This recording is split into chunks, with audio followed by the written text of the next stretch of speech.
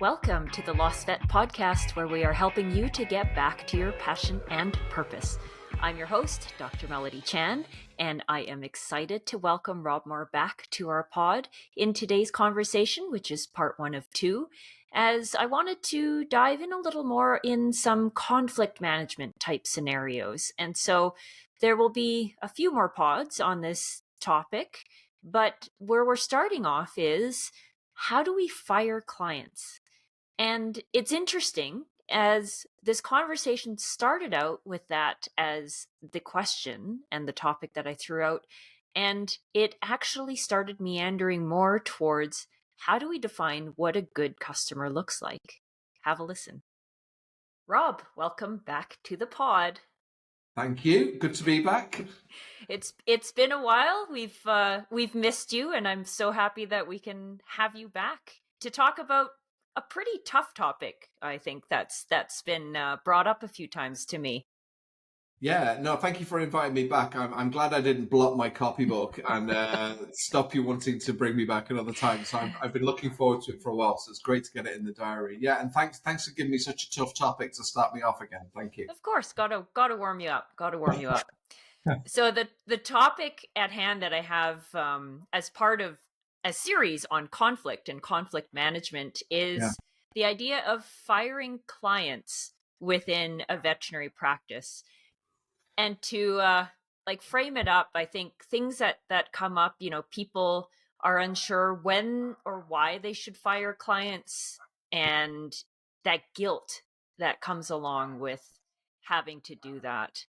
So why don't we just start with, in your mind, what are some things that would lead up to even contemplating firing a client or a group of clients? Yeah.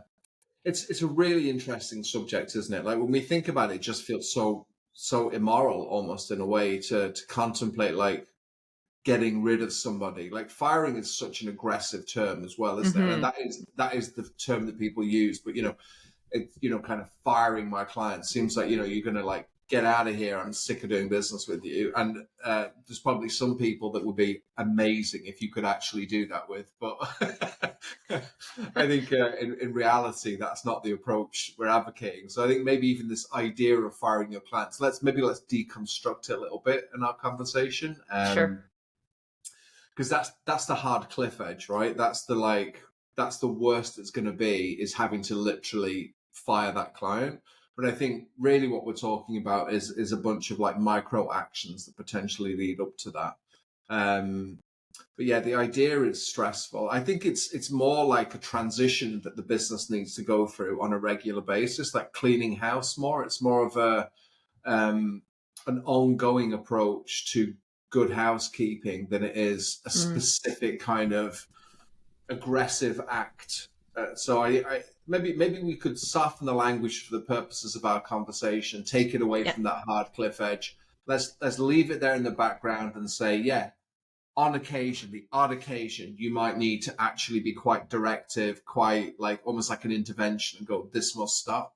But I think really the rest of the time, I think we can take much softer measures. Mm-hmm.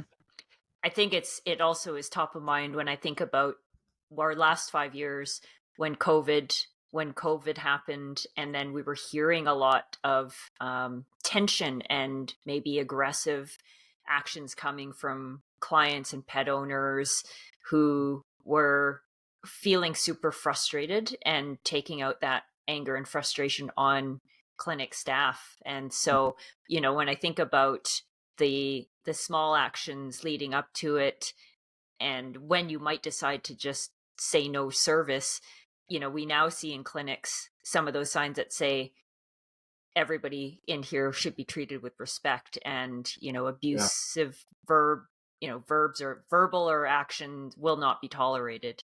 So it's just setting some of those clear boundaries maybe for the public. I think so. I think the trouble with signage like that is people don't read signs, and they don't use them. Yeah, they don't necessarily use them to instruct their own behavior. It's more just like, oh yeah, but then it's like straight over their heads. So I think let's start from a distance and work towards the firing. Maybe that's a good way to approach this Sure. conversation. So if we think about that initial kind of what you just described there, that kind of human interaction between a pet owner or an animal owner or the custodian, even in that Hmm. situation of the animal, and then the person that's trying to care for them. It could be the vet, could be part of the team, could be anybody really, couldn't it? Um, I think let's draw a distinction first of all between criticism and complaints, okay? Because that's really where we're beginning our conversation, isn't it? It's about what form of dialogue is being used. Right now, a complaint. I always think a complaint is legitimate. You can have a complaint. Like we can complain about things, we can complain about situations, and that is the thing. The complaint is generally not about the person; it's about the thing that's happening. Right? We can have those frustrations, we can have those complaints. So I think if we're categorizing bad behavior as complaints, I don't think that constitutes bad behavior, in my Hmm. opinion. I think Hmm. that's just something we all actually should be more comfortable, I think, listening to and talking about the things we want to complain about, to be honest. Because it's the beginning of a solution, if you think of it that way. Like a complaint is the beginning of listening to a complaint, and it's the beginning of trying to find a way to make that better. Um, the counterpoint to that is criticism, right? Which is usually personal and vindictive and like weaponized and designed to hurt. So criticism tends to be, oh, you're useless, or you're rubbish, or I don't like you, or I don't like the way you're doing. Like those things are specifically designed to hurt. So I think if let's start there. If you've got complaints, that means that you've got opportunities to learn and grow as a business. You should listen to them, brainstorm around them, discuss them as a team, and figure out how they can teach you better practice. So that'd be my first observation on that. Complaints are are as much a part of normal business as compliments. Think of it that Mm. way. So when we get good feedback, it's the same as getting bad feedback. We have to use both of those things to grow. Criticism is really toxic. And that goes for criticism amongst colleagues, it goes for criticism amongst colleagues and clients. That whole vibe where it's weaponized, personalized, designed to hurt, I don't think that's acceptable. So I think we do need to, at that very front line of the vet with the patient and their owner or wherever it might be in the practice or the receptionist or whoever else is dealing with them, the tech, I think we need to say that criticisms are not unacceptable behavior, right? And I think that's okay to draw that line and say if people are personally insulting, that's like an immediate red card. Hmm. Okay, I don't think that's okay to talk to people like that. I think if it's complaints, I think we need to use it. So let's think about it from that starting point. We talked, did we not, in series 1 about parent, adult, child, Yes. and I think what we're shooting for here is that adult to adult communication. Like we can speak openly about problems, communicate about frustrations, talk about solutions, compromise together, communicate better, figure it out. I think that's all very much adult communication. So I think from a very simplistic standpoint, complaints, yes, criticism, no. Hmm. Now, how do we collectively reflect that into kind of a group behavior? So we also talk in the Destination People program about a team charter, and I'm a big fan of these because I think they aggregate everyone's feelings. It's not that everyone agrees with every word, but I think we can all agree overall with the sentiment a charter creates. So asking uh, what is it reasonable to expect from one another will create that kind of commonality of language, that commonality of what we think is okay from one another as colleagues. You can also extend that exercise, which is what I like about it. So instead of just saying what's acceptable from each other or what's reasonable from each other, you can also say what is it reasonable to expect from our customers.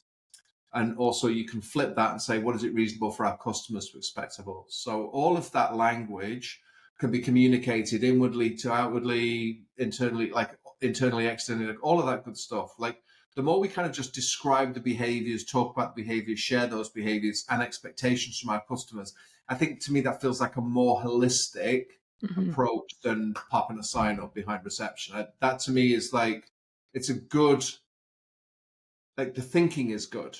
right, is to say this is a boundary, as you said, Mel, but I think it's actually much more appropriate to think, well, how do we want to really behave? Does anyone follow signs? What are the other signs people are ignoring? If it's not fit for purpose as an instructive tool, then I think we also need to think a bit broader about it. So I would encourage a kind of a team charter kind of combination conversation. Definitely would encourage a customer colleague kind of, what should you expect, what should we expect. I think you can even utilize those kind of rules, those charters, in a bit of a mural on the wall, a bit of a sign on the wall, something that feels more impactful, something more of a tangible commitment. You can have it on your invoices, you can have it on your till setting. You can, rather than talk about negatively about what you don't expect, you can talk positively about what you do. So I think there's a couple of softer measures as we start far away from firing a customer. I think there's some softer things that we can do that start to facilitate having the type of conversations that we might need to have further down the track if behaviours don't improve. He says parentally. I think this, again, as we've discussed before and time again, it's having that clear communication, clear expectations. I really like this idea of bringing back, it's not just the team charter, but then extending it out to how do we all expect to interact as adults in these situations? Because I think maybe the challenge with again, as we open this so harshly of just like, how do we fire clients? Yeah. That fear and that anxiety, even just saying it that abruptly, if you don't have anything in place, I can see how that is completely unsettling, and you feel like you're facing a cliff edge, versus this approach that you're talking about of what have we laid out as groundwork ahead of time. Yeah. So we know what to expect of everyone. Well, let me if you don't mind, listener, let me give you a clear rule of thumb that you can use, right? So if you have never fired a customer, okay, up until now, if you've never kind of moved a customer on or renegotiated a relationship, even if that's never happened, don't do anything for a year. Okay, there's an easy one, right? You're off the hook. Give yourself a whole 12 months of proactively managing the service and the conversation first, and then in 12 months' time, whoever's left will need firing. Okay, so I would say, to your point, Mel, don't go rushing to the cliff edge. Don't do anything. Don't do anything now. Don't do anything in a quarter, in 6 months' time. Let it get to springtime next year. All good, right?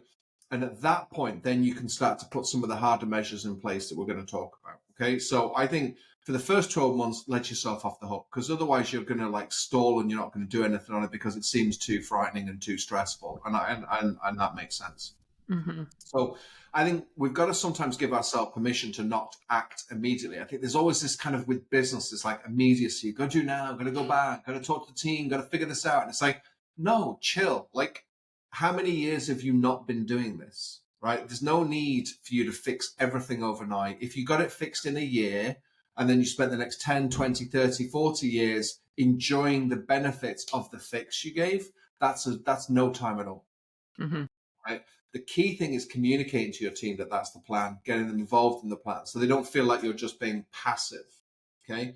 Now, I will, if you don't mind me adding, I think if there's some situations where there's criticism, okay, I think I want to separate out a couple of things just very quickly before we move on. I think if your team is being criticized, so verbally insulted, okay, regardless of whether the customer is right or not, I'm going to suggest you back your team. Mm-hmm. Right? And I would say, look, regardless of the rights and wrong of this particular situation, I want to protect my colleague from the way you're speaking to them. Okay? And that's so regardless of whether you're right and they're wrong or whatever the situation is, we're going to look into it. We're going to look into it calmly, and then we're going to communicate in a calm and appropriate fashion about it. If there's blame, if there are problems, if there are issues, we will talk about that in a fashion. But this type of communication with my colleague, it stops now. Okay, so I think always try and back your team. Even if you're not sure about the situation, stand behind them. There's nothing more demoralizing than feeling like your manager, your leader, your owner doesn't have your back in a stressful Hmm. situation, because then they're not going to take those risks. They're not going to be clear and calm to your customers. They're going to feel like, oh, you're just going to undermine me anyway. They're going to complain. I'm going to get the manager. You're going to come out and do whatever the customer wants. That's really like, that's not okay to do that. It's very quick in terms of that transaction, but it's Hmm. very, very long term, like long term damaging for the morale of your team to throw them under the proverbial bus when you just needed to stand tall a little bit. I'm not saying you agree with what the staff member's saying. I'm saying buy some time. In the program we have, we've got a little bit about how you handle these stressful situations. So calm it down and get it back into adult conversation. But don't be like straight away, no, yeah, whatever you need, customer. Customer's wrong sometimes. The customer is Yeah. absolutely wrong sometimes. They're just people and they get it wrong. So don't just resist the urge to not protect your team out of some kind of perceived efficiency of resolving a situation. Protect your staff and you'll have a much longer benefit to that relationship. They're actually working with you. They need your back. You want them to have your back, and you need their trust. Hmm. Okay, so Because I don't think break. the key there to me is, again, the content coming out of the customer's mouth may have some validity, but as you said, if it's the way in which they're delivering it, and that's where I do like how you separated that complaints versus criticism. So it could be a valid complaint, but if it's coming at a team member as a personal critical attack, then that's where you can stand your ground, back your team, and diffuse the situation. Yeah, it's totally unacceptable. I just think that kind of invective is just wrong. And Hmm. it's my opinion. You might have different views about what's appropriate or not. But I think when someone is being personally insulted, I just think that's totally out of line. I don't Yeah, care what the problem is. I think it's totally out of line. yeah, They can absolutely be angry about a situation that something's happened, but I think personally insulting people is just it's really awful behavior, and it just needs to be stopped. yeah. Okay. And sometimes that can literally mean leaving the situation. I mean, I've literally been in situations where I've had to call the police in some cases Hmm. because the situation got so wild and so out of hand, so untethered from Yeah, reality. yeah. So yeah, look I think after the other yourself. piece that you've mentioned too, and especially for your front end team members, the receptionists, especially those if they've got a customer relations team, providing that specific training in communicating in high intensity situations. I've had this experience personally managing a team where we did have to deal with complaints or dealing with that customer service side of things. And kudos to people who thrive in those environments, because I'm certainly not one of those. But I did actually find, by providing the tools to team members who would be conflict averse or freeze in those situations, just providing that coaching and mentorship from an outside source where they can practice, and they are you giving them tools on how to manage these situations, that just again gives your team those skills, and it gives them that ability to feel confident and comfortable in knowing what to do and not feeling like, oh my gosh, I've been pushed to a cliff edge and I'm freezing and I don't know what to do. Absolutely. It's very hard. I mean, let's be honest. It's like it was something I used to hate doing, and then I got some training in it because of my short fuse in these situations. I got really impatient with the with the situation. So I was probably the worst possible person in these. Like I got sent on training. You know when you get sent on Oh training, that's not yes, yeah. really a good vibe. So I got Anger sent. management. Yes, it's like, exactly. I was like Adam Sandler in that movie. Just like, you need help. I was like, I don't need help. Just need to. I was like Yeah. vein popping on my forehead. So, um, but I feel like I'm able to handle those situations well. Although there's some situations that I find really really triggering still. But we need to give ourselves a bit of grace. I mean, it's not Hmm. normal to be attacked. Like it's not Hmm. normal to be attacked. So it creates all kinds of responses in us, especially if that attack feels very visceral and personal. I think it's very triggering. So, we have been given a 1 year grace period from Rob. If you're feeling like you're in that situation where, oh my gosh, I need to do something right now. There's a client I really need to fire. Actually, there's several of them. What do I need to do to pull the trigger? Take a deep breath. Rob says, give yourself a year and actually start thinking about putting a framework in place. What I found really interesting was instead of really focusing on that cliff edge and thinking about the firing of clients in and of itself, let's take a step back and redefine or define, if we haven't done that in our own businesses or practices, define what are acceptable behaviors that we want of our clients, that we want of ourselves in our interactions with clients, and vice versa.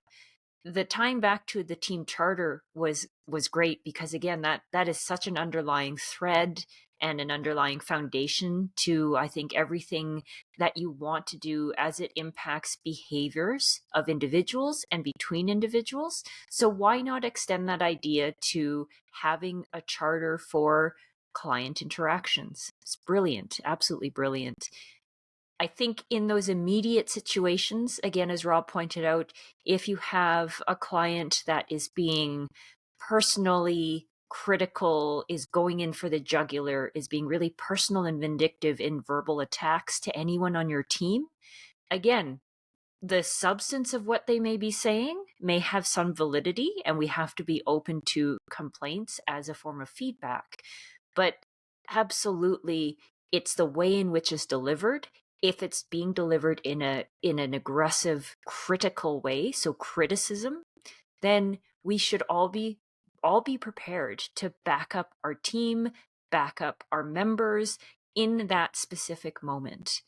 And again, that just helps to build trust. We understand that we should not be speaking to each other as that like that as we go back to our styles of communication or communication transactional lines. We should be adult to adult, not parent to child. And thinking about giving your team some tools too in handling conflict situations, especially if they're frontline, especially if they are needing to deal with customer service type issues. Absolutely provide your team with training and mentoring and coaching in those spaces because it will make a world of difference. Hopefully you found this first part helpful. We will dive into part 2 where we start talking a little more in defining what a good client looks like in the sense of how can we be more proactive in managing our client list rather than being reactive. Thanks for listening. Until next time.